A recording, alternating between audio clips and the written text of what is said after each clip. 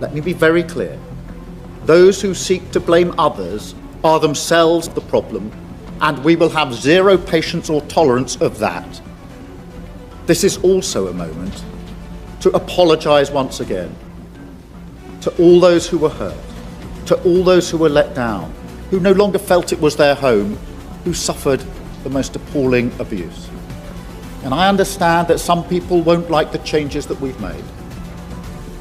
But Shockwaves in British politics tonight, and they begin not in Westminster, but inside a police station in Exeter. Katie Hopkins, one of the most controversial voices in the UK, has just dropped a statement that is already setting headlines on fire. Her words, bold, defiant, and guaranteed to ignite a national debate about freedom, policing, and power. It all happened on Tuesday, the 5th of August, when Hopkins arrived at Exeter Police Station. But this wasn't a routine meeting. She says she only attended under protest. This with all candor.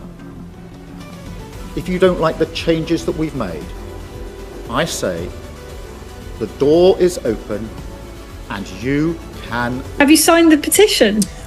Not yet, no, because you know me, I'm not very technical at stuff like that. I was going to start differently, but it's your show, you do what you want. Well, let me just reassure you that it's actually really easy, because I don't normally do these things either, but I thought this thing is getting ahead of steam, and I think we've... I am absolutely with you and the millions of people who think this bloke is a disgrace.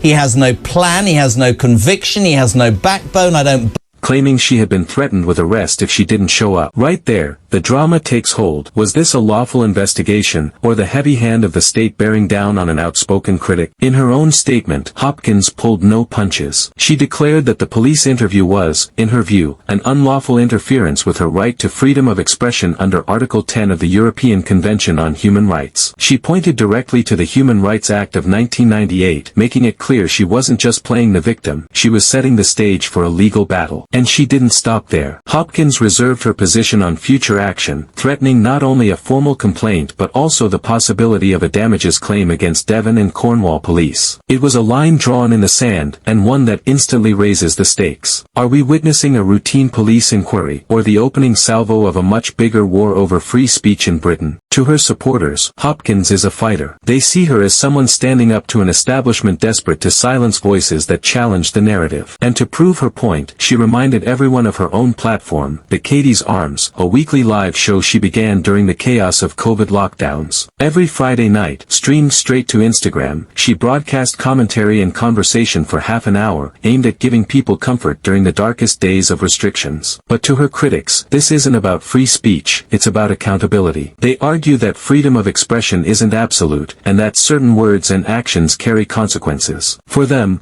this is less about silencing, and more about enforcing the line between commentary and potential harm. And that tension, between liberty and legality, is exactly why this case has gripped the nation so quickly. What makes this story explosive is not just Katie Hopkins herself, but what her fight represents. If she's right, then British policing has crossed a dangerous line, trampling over rights protected by law. If she's wrong, then she's using the banner of free speech as a shield for words that go too far. Either way, this isn't just about one woman. It's about the future boundaries of speech in a country already split on where those boundaries should lie. So tonight, as the dust settles outside Exeter Police Station, one thing is clear: this is only the beginning. Katie Hopkins has lit a fuse, and whether it burns toward reform, revolt, or ruin, no one can yet say. But one thing is certain: Britain is watching, the debate is raging, and the next move will shape the battle for free expression in this country for years to come. Stay tuned.